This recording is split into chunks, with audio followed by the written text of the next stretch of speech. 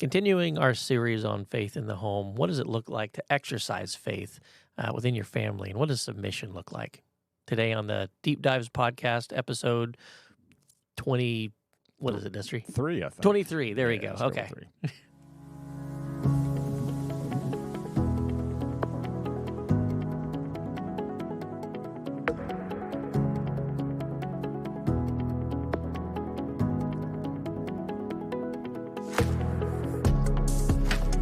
So we've been trying this new thing, you and I, Destry, where we've switched up the intro a bit. Yep. Or we start with a kind of like an attention getter. I like so it, people too. know right going into it, what are we going to be talking Yeah. about, all this stuff. Mhm. And what people don't realize is that I just say it, you hit the intro song button, Yeah. and it's all one thing. It's not spliced together. And what I forgot to do is check what episode we're on today.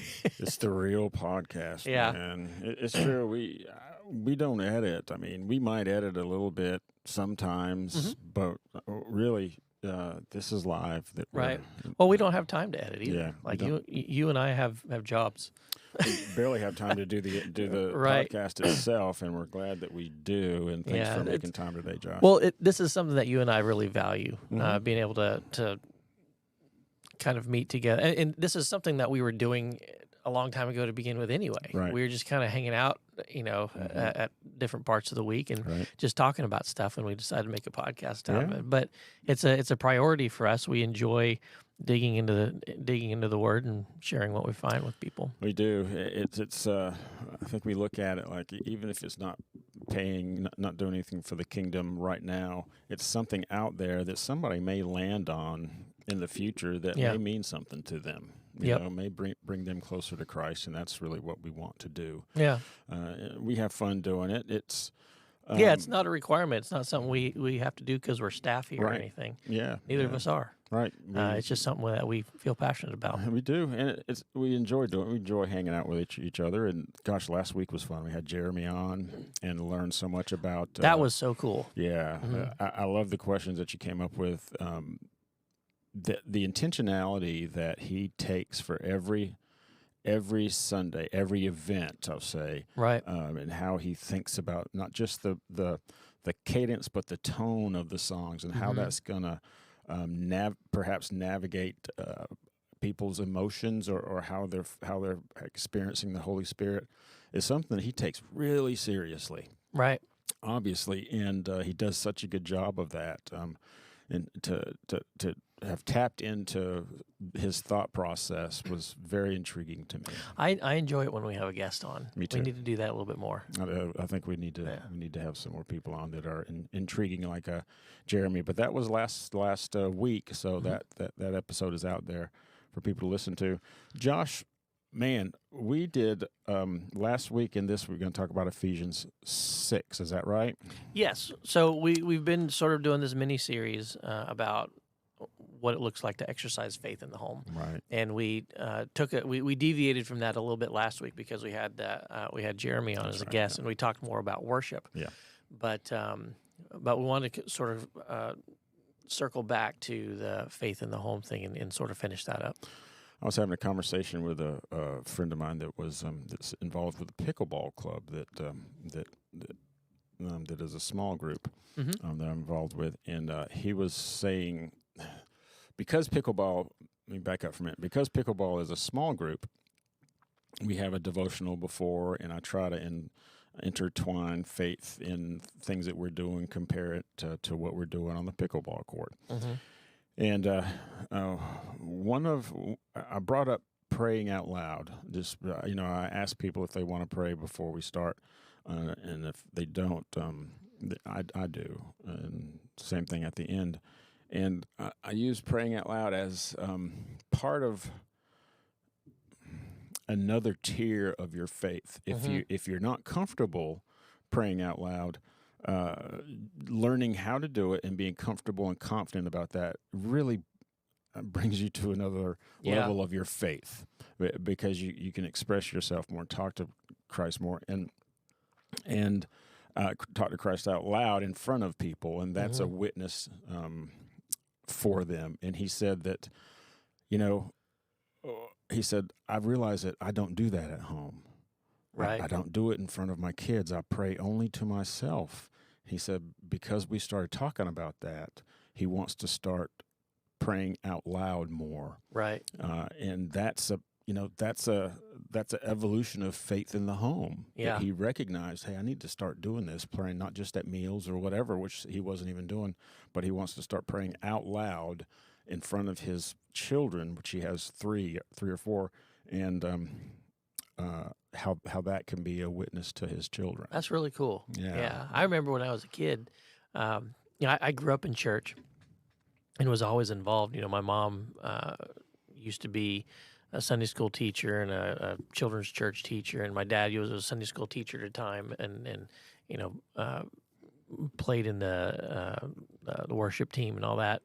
And so I grew up being involved in church, and one of the things my parents used to always stress to me is like, never be afraid to pray out loud, because it seems like it's almost like giving a speech. When you ask someone to talk in front of people, that's one thing. When you ask them to pray in front of people, that's another thing. And a lot of people get intimidated by that. Yeah. And I know it's easy to say you shouldn't, but really praying out loud is a way of sharing your faith with others. And sharing your faith with your family, sharing your faith with your friends, or other people you go to church with, we encourage each other in that. And it doesn't have to be, and it's not supposed to be some grand elaborate speech like, you wax poetic and use King James English. It's still a conversation you're having with God. Yeah. And all you're doing is just letting other people be part of that conversation. Right. Right. But a lot of people do see it as intimidating.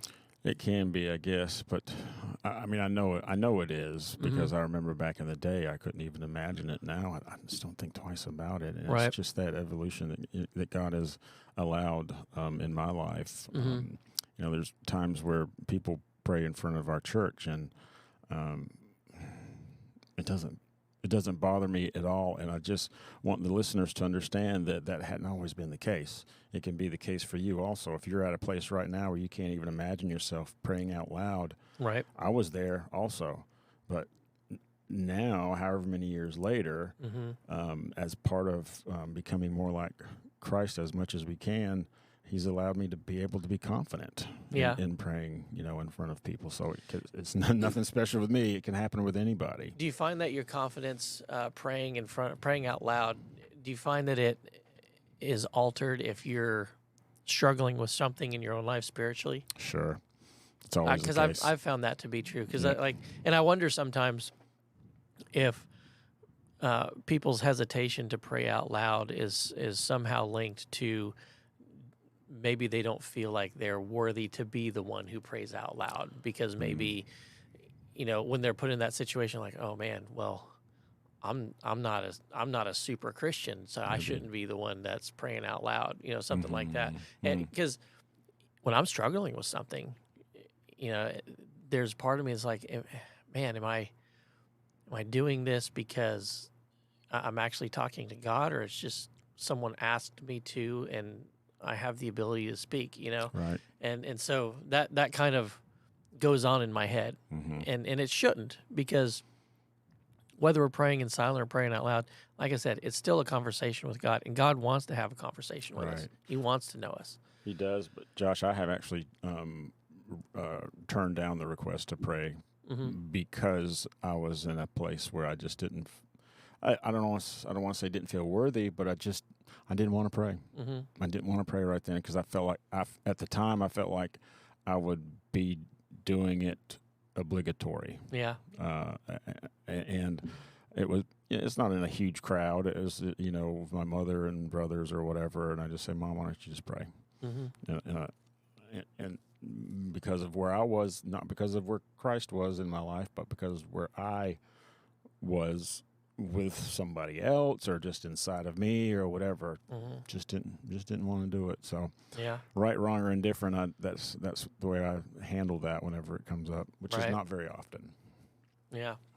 That's interesting. Yeah.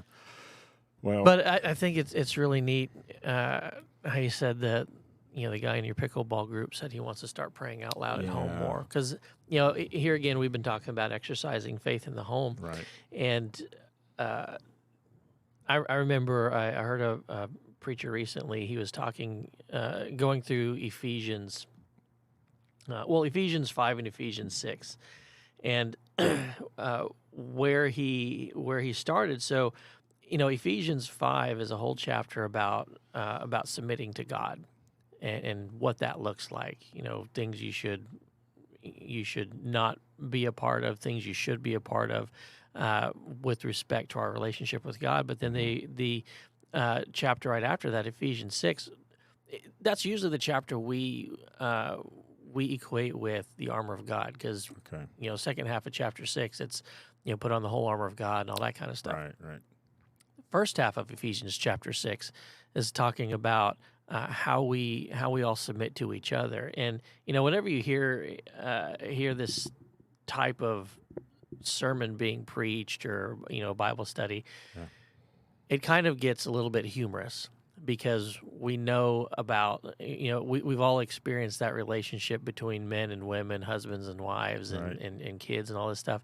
And whenever you hear a sermon about the first half, Ephesians 6, it focuses on that verse, wives, submit yourselves to your husbands. Yes. And then the humor ensues, right? What that looks like.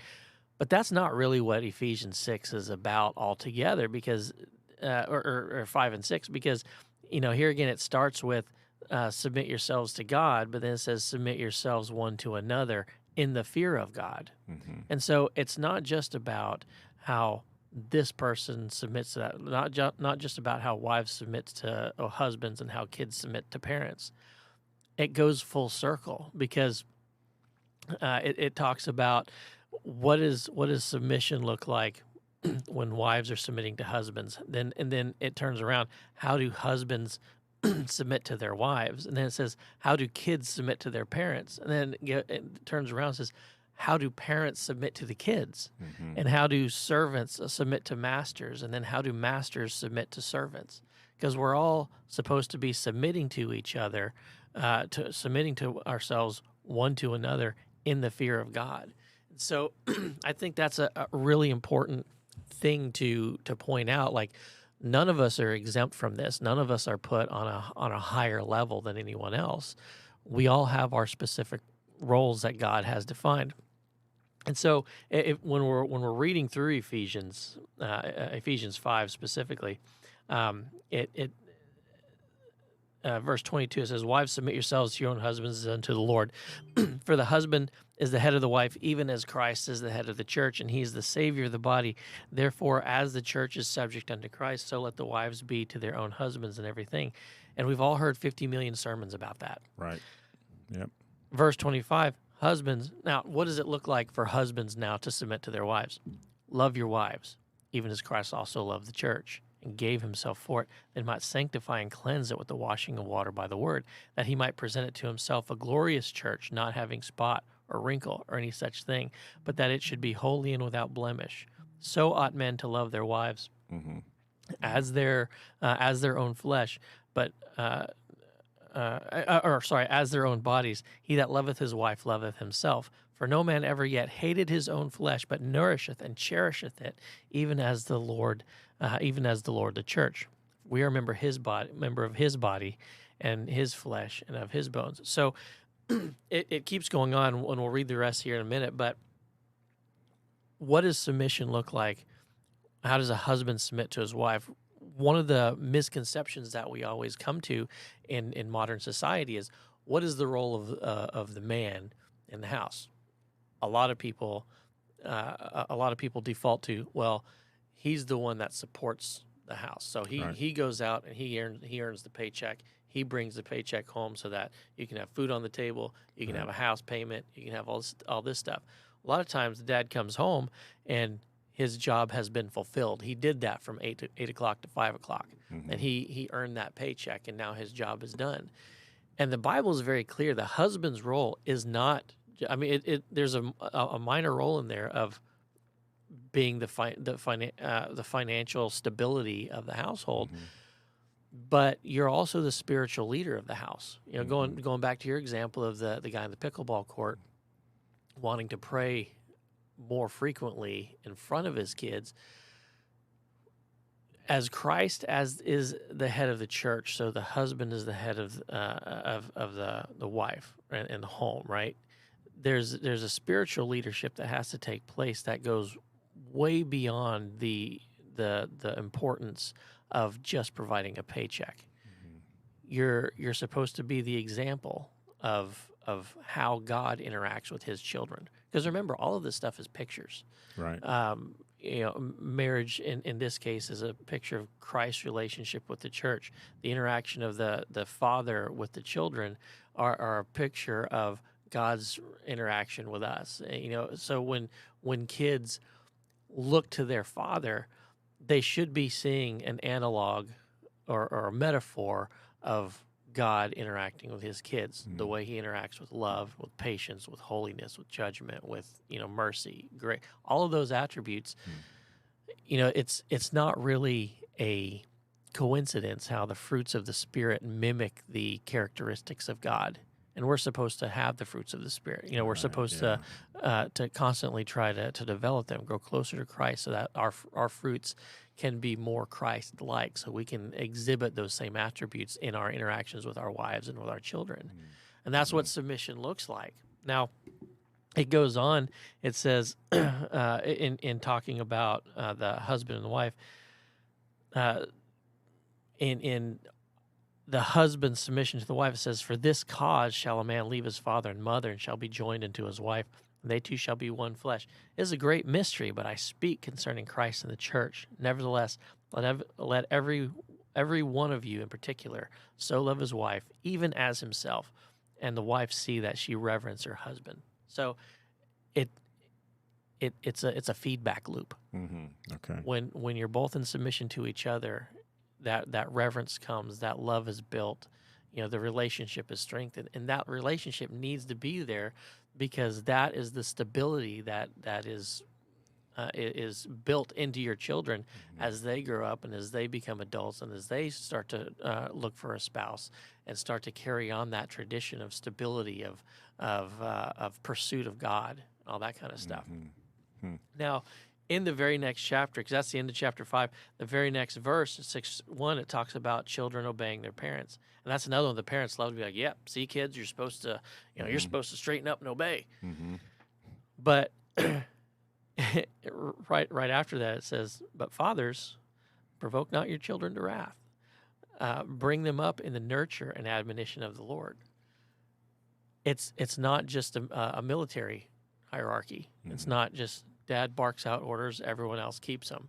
No, there's nurture there. There's admonition of the Lord. Here again, in your dealing with your children, as a father, you're dealing with your children, you should be exhibiting the characteristics that God displays in His interaction towards us. And there's no greater illustration of that than really the entirety of the Old Testament as God is interacting with Israel, because he shows His love, He shows His holiness, He shows His judgment, He shows His mercy, He shows His grace. Even when Israel is at their worst and God has to bring judgment, that discipline that a father brings in the household, it's always coupled with love. It's not just throw them in their room, give them a spanking or whatever, and right. Exhibit some sort of discipline, turn around and leave. God always doled out discipline, but He followed it up with reassurance of His love for them. Yes, you did wrong. Yes, that has consequences, but I still want you to know you're my people. I still love you. I'm still here for you. He was always focusing on the relationship long term, so that Israel knew this God who loved you, who made this covenant with you, who promised to fight for you, all this stuff. He's not just leaving you and turning His back on you. You're still His people. There's some things that need to be dealt with, but the relationship will be restored. Gosh, Josh, how does that that sounds so good, and we know that it's godlike, and that's what God has required us to be. How does that happen in the kind of a world that we live in now? You know, a single parent home, Mm-hmm. or even a home where both people are working, or even an alcoholic's home. So there's Yeah. just so many. I want to say outliers, but really, what we're talking about is more of an outlier today. It seems like Mm-hmm. that whenever people are striving to have Christ in the home, Right. and we're in the Bible Belt. I mean, we're in Florida, man. There's a church. I could walk to 1, 2, 3. From our church, I could walk to 3 churches, 4 churches within 5 minutes, and we still struggle around here Yeah. to have that in the home. What do we do if somebody's listening? How do you start that?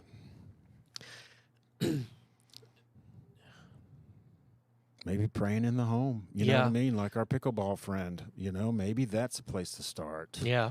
And I pause because there's so many different ways they go. I remember church I used to go to when I was a kid. There was, like I mentioned before, my mom used to be, one of the children's church leaders. Right. Mm-hmm. And by default, I was recruited to be sure. You're the first volunteer. in the children's ministry as well. I remember there was this one kid that we brought in because we had a bus ministry, and I rode on the bus too because my mom was on the bus, and I remember there was this one little kid who started coming on the bus, and he may have been maybe 6 years old, something like that. Rowdy as anything, always had a dirty face. I think he was probably outside playing in the dirt before the bus came and got him on Sunday morning, whatever. And but he ended up coming to kids' church for quite some time, and he would always tell his mom and dad, "Hey, I want you to come with me," and they eventually did. And they eventually got saved, baptized, and it became a Christian home because we made a difference in that kid's life, and he invited his parents, and that propagated. And that's kind of an example of a bottom up transition. I think that's kind of rare sometimes because usually the kids don't have that much impact over what their parents do. The other side of that is there are examples where the father is the one that gets saved, and it transforms the entire house. Right.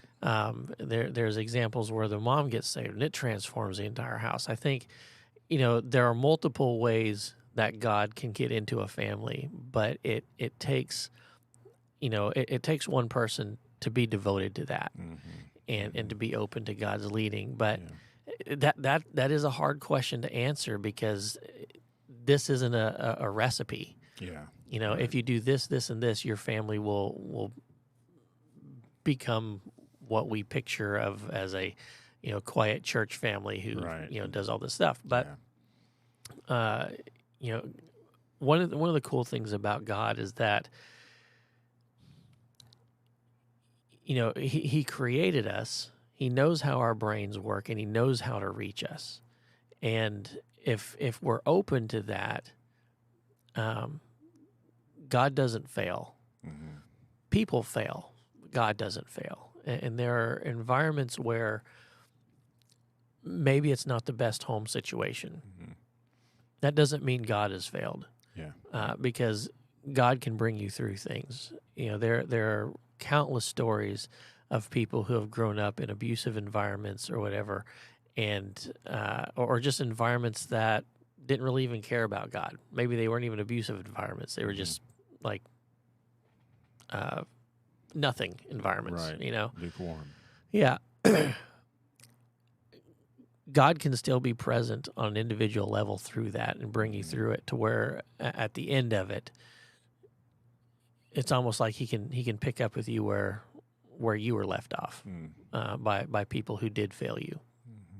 And that account we read of in the Bible where they were on the water, the storm was raging, and Jesus was in the boat. He sometimes he'll calm the storm around us, but sometimes he'll calm you within the storm. Mm. or bring you through it. There's a book called Fox's Book of Martyrs that really deals with this on a level that of reality that most people don't really understand went on. It's just it's a book full of accounts of people who were martyred for the faith, people that God didn't miraculously deliver from persecution or martyrdom or anything like that, and people that were tortured to death, burned at the stake, drowned to death, pulled apart by horses until literally their bodies were ripped apart, that kind of stuff. And there's accounts of, even in the middle of that, them being comforted and singing hymns as they're dying. Because sometimes God might not take you out of the situation, but he'll comfort you within the situation. Ultimately knowing that situation is temporary. No matter what happens here on life, it is temporary. And we look for hope in an eternity that's beyond this. Yeah, right. Yeah. That's a hard one to discuss. Yeah, it is hard. I'm reminded of a Bible study that I went through. It was several months long, right after I was saved in Wilmington, North Carolina, that I was talking in the small group that I was in within that Bible study about a friend of mine that had a burden for, that was drinking a lot and doing drugs and things.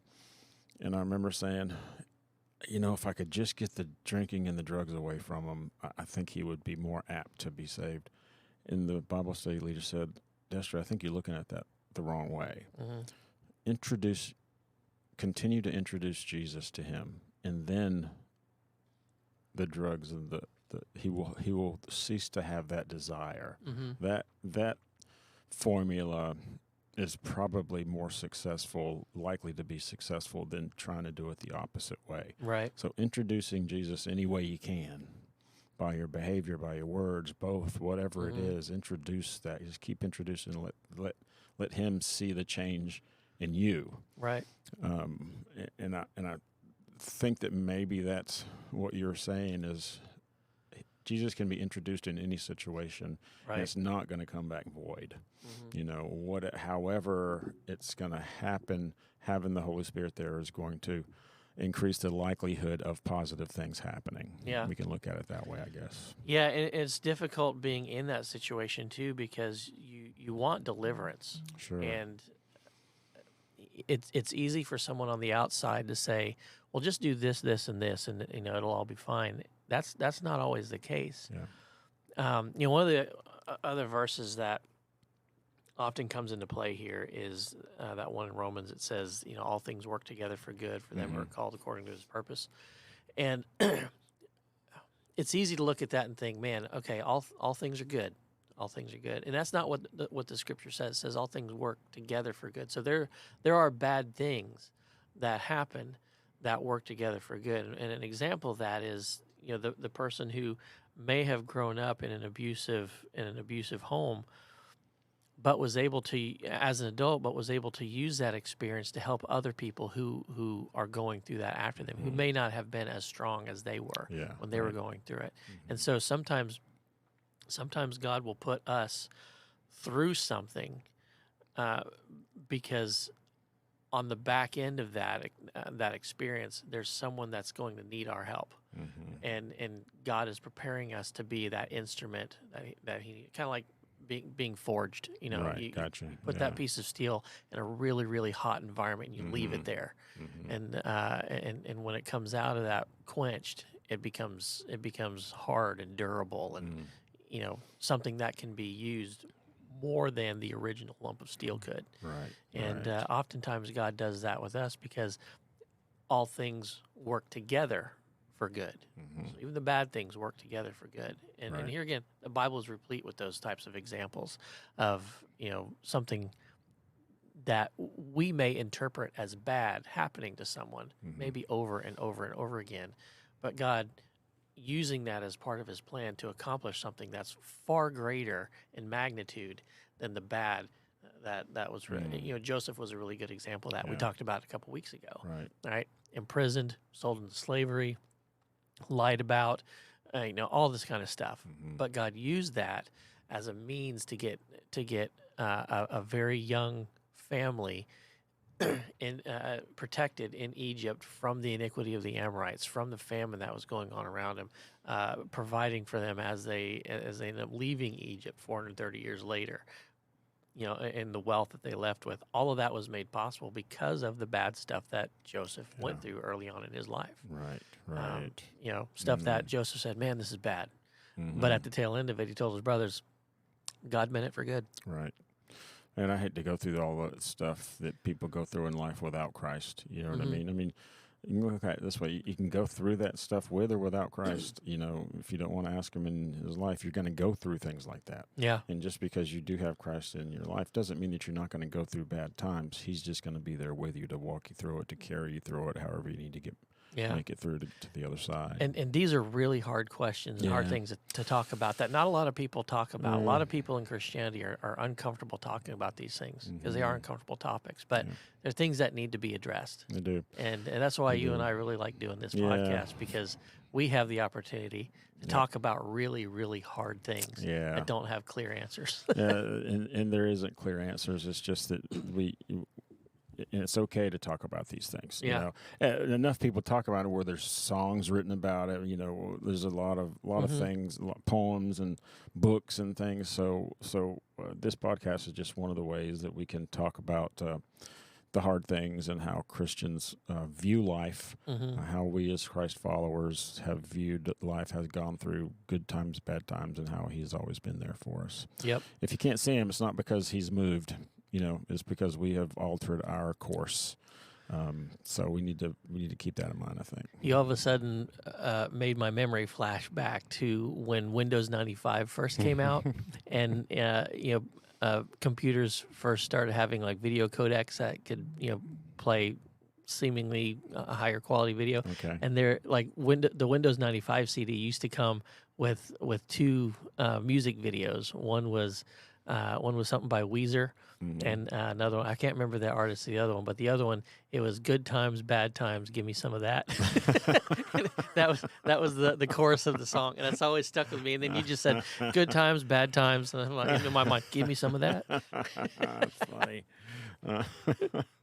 I never had a Windows machine, Josh. So I have to you're a Mac guy. All right, buddy. Listen, we're gonna have to cut it short today because of real life. So, thanks for making time.